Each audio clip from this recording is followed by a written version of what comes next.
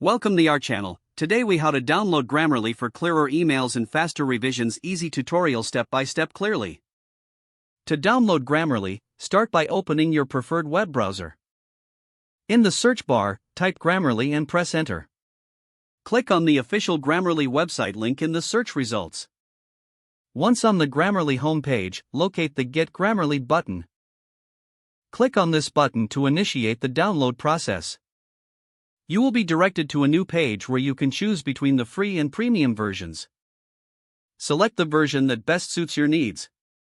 If you opt for the free version, click on Get Started for free. You will be prompted to create an account or log in if you already have one. Follow the on-screen instructions to complete your account setup. After setting up your account, you will be guided to the download options. Choose the appropriate version for your operating system.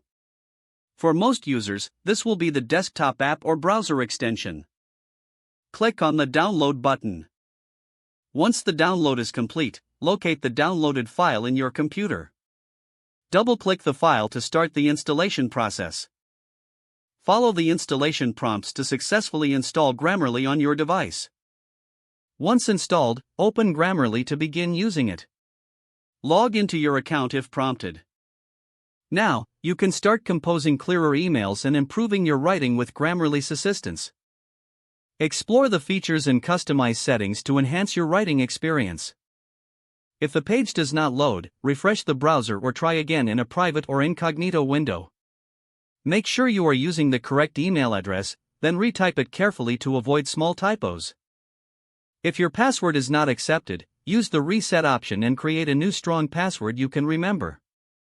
Check your spam folder for verification or security emails, then complete any requested confirmation steps.